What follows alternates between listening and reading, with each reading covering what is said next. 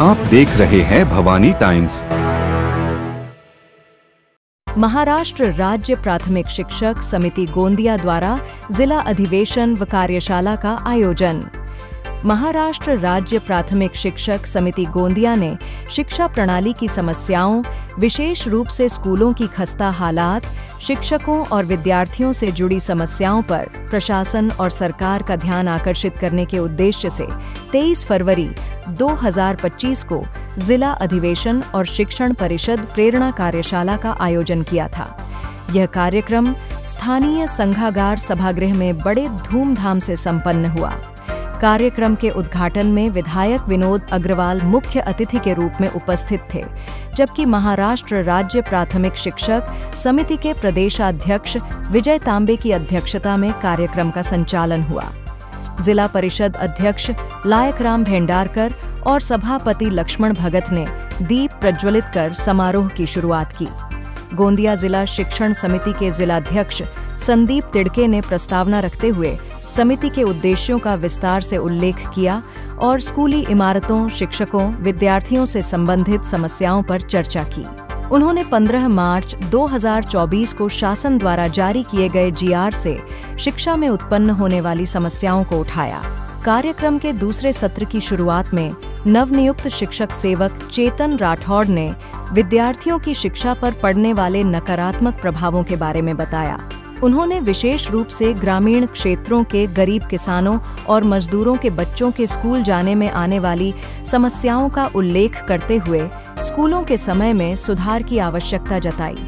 समिति के विभागीय अध्यक्ष किशोर डोंगरवार ने स्कूलों के समय में बदलाव करने का समर्थन किया और शिक्षक सेवक के रूप में कार्यकाल को 3 वर्ष से घटाकर 1 वर्ष करने और मानधन को 16,000 से बढ़ाकर 40,000 करने की मांग की।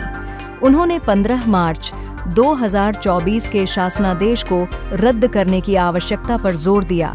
कार्यक्रम में जिला परिषद अध्यक्ष लायकराम भेंडारकर ने भी वक्ताओं द्वारा उठाए गए मुद्दों का समर्थन किया।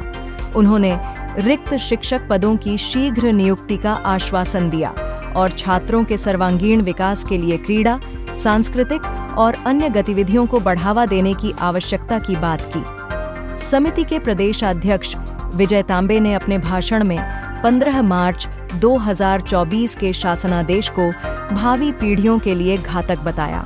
उन्होंने शिक्षकों पर गैर शैक्षणिक कार्यों का बोझ बढ़ाने की आलोचना की और स्थायी पदों पर नियुक्तियों में देरी को गंभीर समस्या बताया।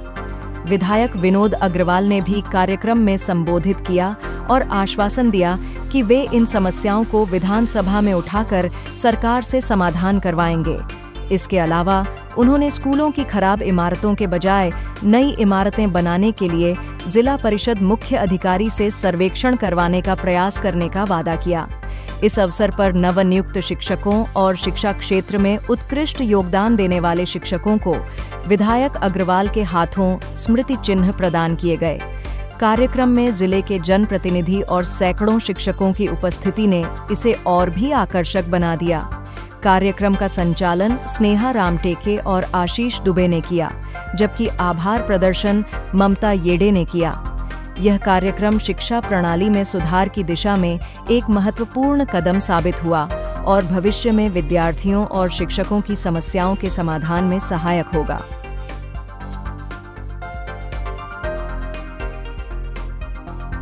नमस्कार, स्वागत है आपका भवानी टाइम्स गोंदिया में। साथियों, इस वक्त हम गोंदिया शहर के संतागार में उपस्थित है। यहाँ पर आज महाराष्ट्र राज्य प्राथमिक शिक्षक समिति जिला गोंदिया के द्वारा जिला अधिवेशन तथा भव्य शिक्षण परिषद का आयोजन किया गया।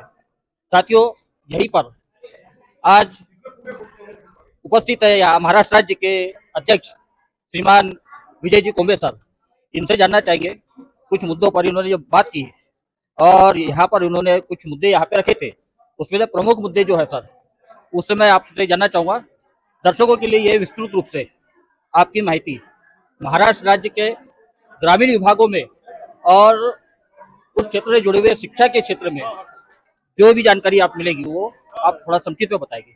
सर, सर्वप्रथम आपने 15 मार्च 2024 का जो जीआर बताया, उस जीआर के अंदर में जो कमियां बताई वो थोड़ा सा संक्षिप्त में दर्शकों को बताओगे सर, विनंती है। महाराष्ट्र राज्यामध्ये शिक्षण हक्क कायद्याप्रमाणे जी शिक्षकांचे पदनिर्धारणाचे सेक्शन 19 आणि सेक्शन 25 आहे त्याचं उल्लंघन करून कायद्यात कोणताही बदल न करता 15 मार्च 2024 चा जीआर काढला। कायदा नियम हे श्रेष्ठ असताना एका जीआरनं महाराष्ट्राची शिक्षण व्यवस्था उद्ध्वस्त केल्या जात आहे। या जीआरच्या माध्यमातून या जीआरमुळे 6वी ते 8वी या शाळेची पटसंख्या विद्यार्थी संख्या जर 20च्या आत असेल तर आता एकही शिक्षक शाळेला मिळणार नाही आणि 20 ते 78 शिक्षक असतील तर त्या ठिकाणी 2 शिक्षक मिळतील, 78च्या वर 3 शिक्षक मिळतील। अशी राज्यात स्थिती राहिली नाही आहे। लोकसंख्येच्या प्रमाणात आज पटसंख्या कमी होत असताना जर आरटीईनं 35 विद्यार्थ्यावर 3 शिक्षक म्हटले आहे तर 78 वर शिक्षक कसे देता येईल। एका नागपूर जिल्ह्यात 958 शिक्षक अतिरिक्त होत आहे, महाराष्ट्रात हजारो शिक्षक अतिरिक्त होतील।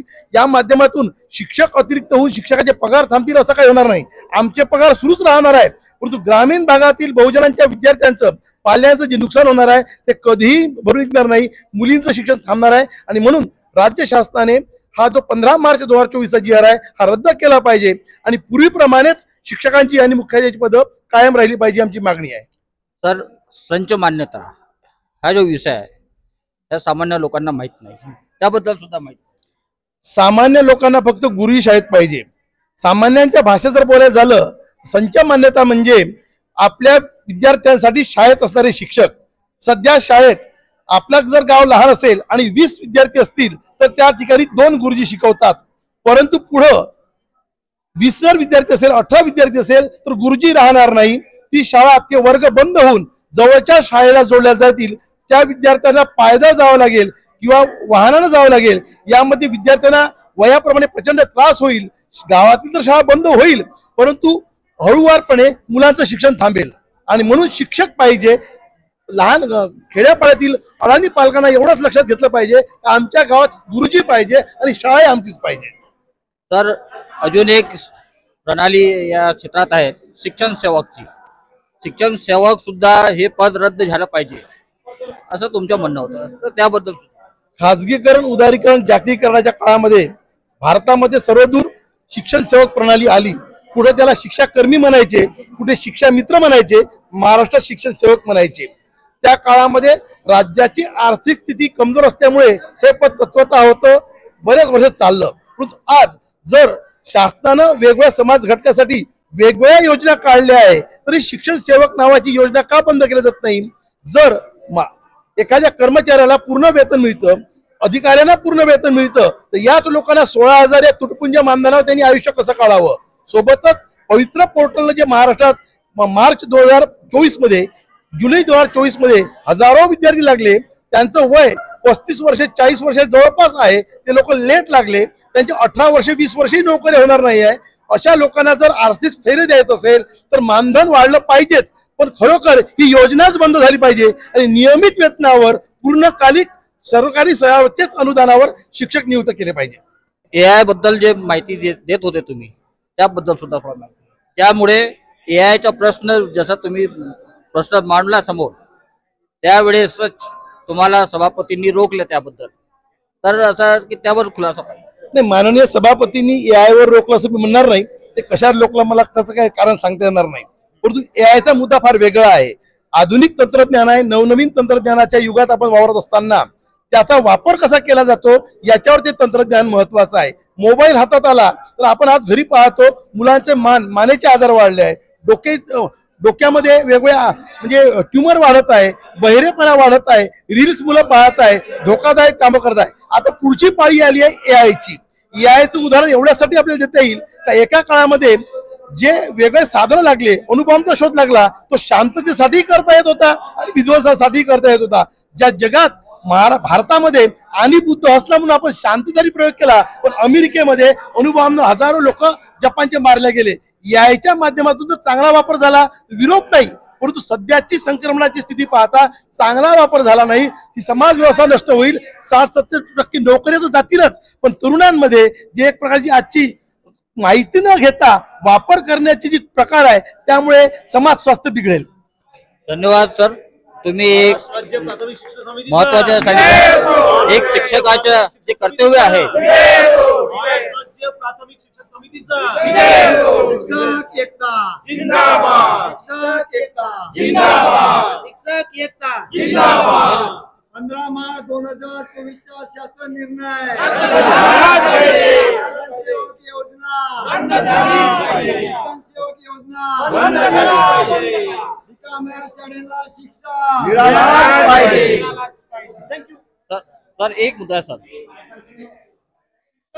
अधिवेशन हा गोंदिया जिल्ह्याचा आहे सर, अधिवेशन गोंदिया जिल्ह्याचे आहे, तुम्ही गोंदिया जिल्ह्याचे अध्यक्ष आहात। फक्त एक प्रश्न तुम्हाला विचारायचा आहे, संक्षिप्त मध्ये सांगा, गोंदिया जिल्ह्यातील शिक्षण व्यवस्था तसेच शिक्षकांचे आव्हान काय? बघा की आम्ही सर्व बहुजन वर्गातले सर्व लागलेले आम्ही शिक्षक बांधव आहोत। आम्ही सुद्धा उन्हाळे पावसाळे बघितलेले आहेत। आम्ही ज्या कविलीच्या घरामधून टपटपणारा पाऊस आमच्या बाजूवर पडताना बघितला, आज अशाच विद्यार्थ्यांना मी शिक्षण देण्याचं काम करतो आहे। कुठंतरी जेव्हा मी ज्यावेळेस लागलो त्यावेळेस 3 लाख पदं संपूर्ण महाराष्ट्रात होती, आज जवळपास 1,60,000वरती पदं आलेली आहेत। म्हणजे कुठंतरी शासनाला ह्या शाळा संपवण्याचा घात घातलेला आहे। आम्हाला शासनाला कडकडीची विनंती आहे की ज्या शेतकरी शेतमजुरांच्या मुलांना शिकवण्याची जबाबदारी आम्हाला देण्यात आलेली आहे, त्या विद्यार्थ्यांजवळ आम्हाला थांबण्याचा अधिकार आम्हाला मिळाला पाहिजे। कुठेतरी प्रशिक्षणाच्या नावावर आज मोठ्या प्रमाणात शिक्षक त्या विद्यार्थ्यापासून दुरावले जात आहेत। आज अनेक प्रकारचे BLO राव किंवा मगाशी आमच्या राज्याध्यक्ष मोदयांनी ज्या पद्धतीनं एक राशन कार्डचे प्रमाणपत्र वाटण्याचा जो कार्यक्रम आमच्या शिक्षकांना लावून दिलेला आहे, अरे ज्या बालकांना शिकवण्याकरता शिक्षक नाही, एकीकडे निरक्षरांना सुद्धा शिकवण्याचं काम आम्हाला लावण्यात आलेलं आहे। तर आमचं म्हणणं आहे की ज्या कोरड्या शिक्षकाविना शाळा आहेत, हजारो लाख पदं संपूर्ण महाराष्ट्र राज्यात लागत आहेत।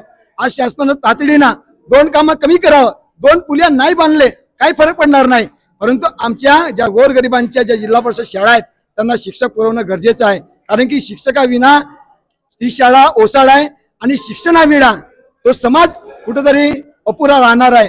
या ठिकाणी असं म्हणावंसं वाटते की जर आपल्याला मजबूत समाज व्यवस्था जर तयार करायची असेल तर सुदृढ शिक्षण व्यवस्था आपल्याला तयार करावी लागेल, चांगल्या पद्धतीचा दर्जेदार शिक्षक आपल्याला पुरवावा लागेल। शासनाला कडकडीची विनंती आहे की आपण या शिक्षणाकडे आपण फक्त सेवा म्हणून बघावं, हा काही कमवण्याचं साधन नाही। आणि प्रत्येक शाळेला जी एक घरघर लागलेली आहे, एक ज्या पद्धतीनं शाळा कोसळत आहेत, प्रत्येक दर्जेदार इमारती पुरवणं, हे भौतिक व्यवस्था त्यांना प्रदान करणं हे शासनाचं काम आहे। तर शासनानं हा वर्षीचा अजेंडा फक्त शिक्षणावर आधारित त्यांनी तयार करावा आणि शिक्षण आणि व्यवस्थेकरता जे काही करावे लागतील त्या योजना संघटना पदाधिकाऱ्यांना सोबत घेऊन त्यांनी राबवाव्यात, ही कडकडीची विनंती शासनकर्त्यांना राहणार आहे। सर, इमारती जर्जर होत आहे त्यामुळे शाळा बंद होत आहे किंवा वेगळं काही कारण आहे? तर गोंदिया जिल्ह्यात किती शाळा बंद होणार आहेत अंदाजे तुम्ही? आजच्या तारखेला जो काल परवा एक संच मान्यता 15 मार्च 2024च्या शासन निर्णयानुसार जी प्रकाशित करण्यात आली, जवळपास 400 पदं एकट्या गोंदिया जिल्ह्यामध्ये पदवीधर शिक्षकांची कमी होणार आहेत। जर शिक्षक संख्या कमी झाली तर स्वाभाविक आहे की येणाऱ्या दिवसामध्ये 78 विद्यार्थी जिथं आहेत तिथं फक्त 2 पदं मंजूर करण्यात आलेली आहेत। त्यामुळे 2 शिक्षक, एकीकडे त्याच्याकडे मुख्याध्यापकाचा कारभार आहे, तोच खिचडी शाळेपासून आहारचा लेखाजोखा पाहतो, तो संपूर्ण गावातले कार्यक्रम राबवतो। अशा वेळेस समजा त्या तुटपुंज्या 2 शिक्षकांवर संपूर्ण शाळेचा दारोमदार जर चालवला तर कुठेतरी शिक्षण व्यवस्था कोलमडून पडेल, पालकांचा अविश्वास वाढेल आणि पालक जो पहिल्या दुसऱ्या वर्गामध्ये जो शिकवणारा सुद्धा जो मुलगा आहे तो मुलगा काढून कुठेतरी कॉन्व्हेंटमध्ये नेणार आहे। शासनाला ह्या जिल्हा परिषदेच्या शाळा नको आहेत, त्यांना फक्त खाजगीकरण करायचं आहे। त्यामुळे विनंती आहे की आपण ह्या ज्या ओसाड पडणाऱ्या ज्या शाळा आहेत त्यांना आपण कृपया ओसाड पडू देऊ नका, तत्काळ आपण तो शासन निर्णय मागे घ्या आणि ज्या ठिकाणी आवश्यक शिक्षकांची पदं मंजूर आहेत त्या ठिकाणी तत्काळ आपण शिक्षक भरती करा। जनतेला काही आव्हान आहे? आम्हाला जनतेला आव्हान आहे की आम्ही फक्त शिक्षकांची प्रश्न घेऊन या ठिकाणी रस्त्यावर उतरत नाही, आम्ही सुद्धा जनतेचे घटक आहोत, आम्ही सुद्धा समाजाचे घटक आहोत। पहिले समाज, त्यानंतर आम्ही शिक्षक आहोत। आम्हाला समाजाच्या पलीकडे आम्ही जाणार नाही आणि महाराष्ट्र राज्य प्राथमिक शिक्षक समितीचा इतिहास आहे, समाज, विद्यार्थी, नंतर शिक्षक याप्रती काम करणारी आमची संघटना आहे। जर गोंदिया जिल्ह्याचा जरी आपण लेखाजोखा बघितला तर आम्ही समाजाकरता आम्ही जवळपास 90% आम्ही काम करतो आणि 10% कामं फक्त आम्ही शिक्षकाकरता करतो आहे। म्हणून समाजानं सुद्धा ताकदीनं, कारण की त्यांच्या गावच्या शाळा बंद पडणार आहेत, त्यांच्या गावचे शिक्षक कमी होणार आहेत. त्यामुळे गावकऱ्यांनी प्रकर्षानं रस्त्यावर येणं, आंदोलन करणं आणि शासनकर्त्यांना त्या शाळा ज्या बंद पडणार आहेत त्या बंद होणाऱ्या शाळा वाचवणं हे आमच्या गावकऱ्यांचं काम आहे. त्यामुळे समाजाला सुद्धा आव्हान आहे की आपण कुठेतरी ज्या समाज व्यवस्थेचे घटक आहोत, जी व्यवस्था आमच्या महात्म्यांनी, थोर पुरुषांनी तयार केलेली आहे, ज्या काल परवाला ज्यांची आपण महाजयंती आपण साजरी केली, छत्रपती शिवाजी महाराज, त्या छत्रपती शिवाजी महाराजांना अमेरिकेमधील विद्यापीठामध्ये जवळपास MBAच्या वर्गाकरता 100 गुणाचा प्रश्न विचारला जाते.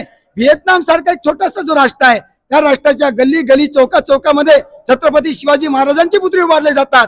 तर तो विचार, तो अभ्यासक्रम जर आमच्या या बहुजनवादी विद्यार्थ्यांना जर तयार करून दिला, फक्त शिवाजी महाराजांना आपण चौथी करता बंदिस्त करून ठेवलेला आहे, कुठेतरी तो इतिहास पदवीतर करता सुद्धा तो इतिहास आणला पाहिजे.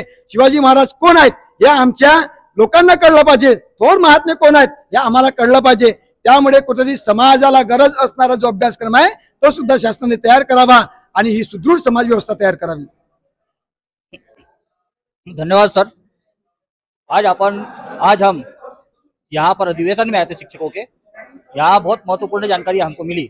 साथियों, इनका कहना जो है ये जनता तक तो जा रहा है, लेकिन साथों साथ इसको अमल में कितना आएगा इसके बारे में तो अभी हम कुछ बोल नहीं सकते. मैं परेश दुर्गवार, कैमरामैन आकाश के साथ, भवानी टाइम्स गोंदिया.